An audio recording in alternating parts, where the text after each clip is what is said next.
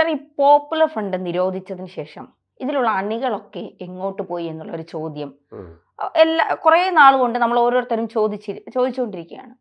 ഇപ്പോൾ ഒരു പുതിയ വിവാദം തന്നെയാണ് പൊട്ടിപ്പുറപ്പെട്ടിരിക്കുന്നത്. മലബാർ വ്യായാമം മാക്സ് 7 എന്ന പേരിൽ ഒരു വ്യായാമം. പി മോഹനാണ് ഇതുമായി ബന്ധപ്പെട്ട് ഒരു പ്രസംഗത്തിനിടെ ചില പരാമർശങ്ങൾ നടത്തിയതാണ് ഇപ്പോൾ വലിയ വിവാദമായിരിക്കുന്നത്. അതായത് മാക്സ് 7 എന്ന് പറയുന്നത് പോപ്പുലർ ഫ്രണ്ടിന്റെ പുതിയ രൂപമാണ്.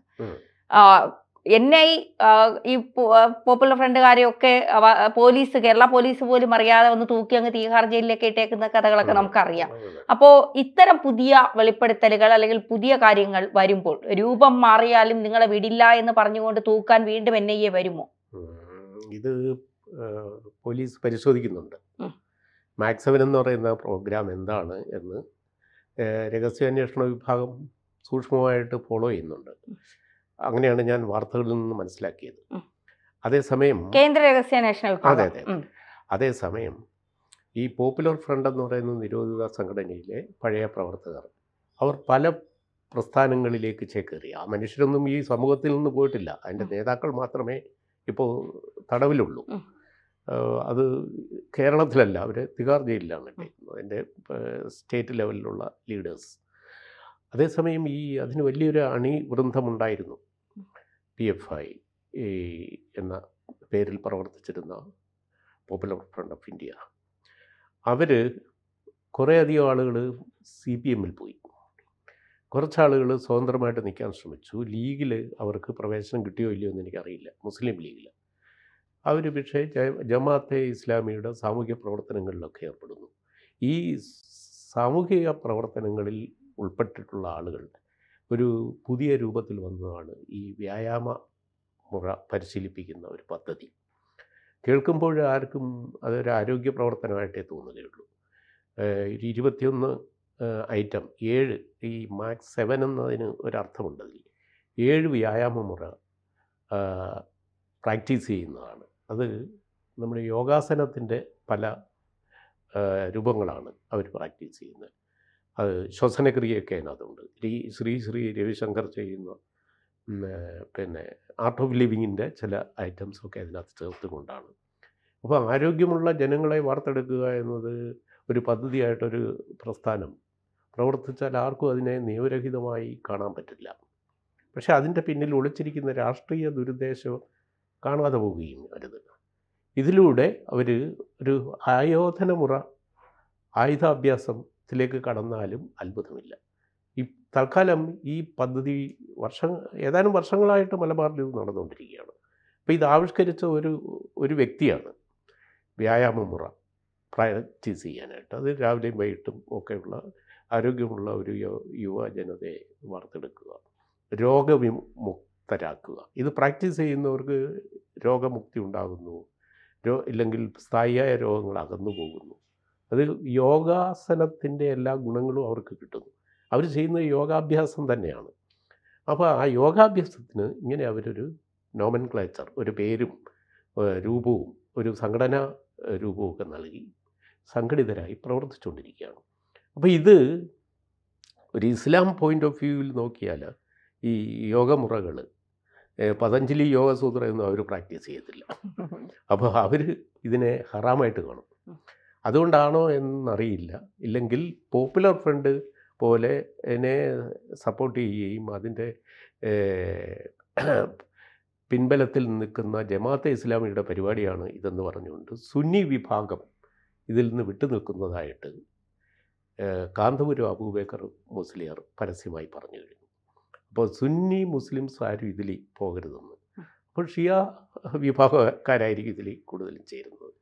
ഇതേപ്പറ്റിയുള്ള ആദ്യത്തെ ഒരു പരസ്യ ആരോപണം വരുന്നത് കോഴിക്കോട്ടെ CPM സെക്രട്ടറിയിൽ നിന്നാണ്. പി മോഹനൻ. പിന്നെ പി മോഹൻ്റെ പ്രസ്താവനയായിട്ടാണ് ഇത് വരുന്നത്. അത് നിരോധിത സംഘടനയായ PFI ഒരു പുതിയ പ്രസ്ഥാനം ഉണ്ടാക്കി രംഗത്ത് വരുന്നു. അതൊരു രാഷ്ട്രീയ അടവാണ് എന്ന അർത്ഥത്തിൽ അതിനെ ഒരു അപകട സൂചനയായിട്ടാണ് അദ്ദേഹം വ്യാഖ്യാനിച്ചത്. അതെന്തായാലും പ്രത്യക്ഷത്തിൽ അവരെ നമുക്ക് കുറ്റപ്പെടുത്താൻ പറ്റില്ല. വ്യായാമമുറ അഭ്യസിക്കുന്ന ഒരാളിനെ ആർക്കെങ്ങനെ നിരോധിക്കാൻ പറ്റും? അത് ഒരു ഹെൽത്ത് പ്രോഗ്രാമാണ്, ഒരു അഭ്യാസം. അപ്പോൾ നമുക്ക് രാവിലെയും വൈകിട്ട് ഡ്രില്ല് നടത്തുന്നു, അഭ്യാസം ചെയ്യുന്നു. അതിനെയൊക്കെ നമുക്ക് ഒരു വെൽബീയിങ്, ഫിസിക്കൽ വെൽബീയിങ് ഉണ്ടാക്കാൻ വേണ്ടിയാണ് എന്ന അർത്ഥത്തിൽ ആർക്കും വ്യാഖ്യാനിക്കാൻ അത് കുറ്റം പറയാൻ പറ്റില്ല. പക്ഷേ ഇതിൻ്റെ പിന്നിലൂടെ എന്തെങ്കിലും ഒരു പൊളിറ്റിക്കൽ എയിം പിന്നെ ഒളിച്ചു കടത്തുന്നുണ്ടോ എന്നാണ് പോലീസ് പരിശോധിക്കുന്നതിൻ്റെ ലക്ഷ്യം. ഏതായാലും ഇവർ നിർദോഷികളാണെന്ന് ആരും കരുതുന്നില്ല, അധികൃതർ കരുതുന്നില്ല. അപ്പോൾ അവരെ കൃത്യമായി ഫോളോ അപ്പ് ചെയ്യുന്നുണ്ട്. ഇപ്പോൾ CPM നേതാവിൻ്റെ ഈ ആരോപണം കൂടി വന്നപ്പോൾ അവരെന്തിനാണ് ഇങ്ങനെ ഒരു ആരോപണം, സാധാരണ CPM-ൽ നിന്നിങ്ങനെ പറയുന്ന ഒരു അഭിപ്രായം വരുന്നതല്ല. പക്ഷെ കോഴിക്കോട്ട് ഇത് പാർട്ടിക്കും ചിലപ്പോൾ ചില ഭീഷണി ഉണ്ടാക്കിയിട്ടുണ്ടാവും. അതുകൊണ്ടാണ് P. മോഹനൻ ഇതിനെ പരസ്യമായി ചോദ്യം ചെയ്തുകൊണ്ട് രംഗത്ത് വന്നത്. അപ്പോൾ ഇത് നിരോധിത സംഘടനയുടെ ഒരു മറയാണ്. അവർ ഒരു പ്രോക്സി ആയിട്ട് വരികയാണ്. ഒരു മുഖംമൂടി അണിഞ്ഞിട്ട് വ്യായാമമൊന്നും യോഗാഭ്യാസനവും ഒക്കെ പറഞ്ഞു. യോഗ എന്നൊന്നും അവർ പറയുന്നില്ല, പേരൊന്നും അങ്ങനെയല്ല, പറഞ്ഞ പോലെ മാക്സ് 7 ആണ്. അപ്പോൾ ഇത് ഒരു തിരസ്കരണി അണിഞ്ഞുകൊണ്ട് വരുന്ന, അല്ല മാനായി വരുന്ന മാരീജൻ എന്നതിൻ്റെ കഥ പോലെയാണ്. അതുപോലെ ഒരു പ്രവൃത്തിയാണോ എന്ന് നമ്മൾ സന്ദേഹിക്കും. കാരണം ഇവരുടെ സ്വഭാവം അറിയാവുന്നതുകൊണ്ടാണ്. അതാണ് ഇപ്പോൾ യഥാർത്ഥത്തിൽ എന്താണ് സാർ ഈ PFI ലക്ഷ്യം വയ്ക്കുന്നത്? PFI അവർക്ക് ഇസ്ലാമിൻ്റെ ആധിപത്യം, അത് ഒരു ലോക ലക്ഷ്യമാണ്. പല സംഘടനകളുണ്ട് അതിന്. ഈ പിന്നെ സർവാധിപത്യം ഇസ്ലാമിലൂടെ സിമി പണ്ട് ഉയർത്തിയ ആശയങ്ങൾ തന്നെയാണ് ഇവരും പിന്തുടരുന്നത്. അതെ, അത് സിമി നിരോധിച്ച് അപ്പോൾ അതിന് വേറൊരു പേരിട്ട് അവർ പിന്നെയും വന്നു. അപ്പോൾ സിമിയിൽ നിന്ന് പ്രവർത്തിച്ചവരൊക്കെ ഇപ്പോൾ CPF-ലാണ്. അങ്ങനെ വന്നവർ മന്ത്രി വരെ ആയിട്ടുണ്ട്, മന്ത്രിമാർ വരെ ആയിട്ടുണ്ട്. KT ജലീൽ ഉൾപ്പെടെയുള്ളവർ. അല്ല, ഇപ്പോഴത്തെ ഗതാഗത വകുപ്പ് മന്ത്രി പഴയ സിമി പ്രവർത്തകനായിരുന്നു. പക്ഷേ അത് കുറ്റമൊന്നും പറഞ്ഞുകൂടാ, കാരണം വേറെ ആളുകളും ഉണ്ട്. വേറെയും ലീഗിൻ്റെ ചില നേതാക്കളും പണ്ട് സിമിയിലൊക്കെ പ്രവർത്തിച്ചവരാണ്. അപ്പോൾ അത് സിമി നിരോധിക്കപ്പെട്ടു. അപ്പോൾ അവർ പിന്നീട് അവർ ആക്ടിവിസ്റ്റുകളായതുകൊണ്ട് അവർക്ക് സോഷ്യൽ സർവീസും പൊളിറ്റിക്സും പാടില്ല എന്നൊന്നും നമുക്ക് പറയാൻ അധികാരമില്ല.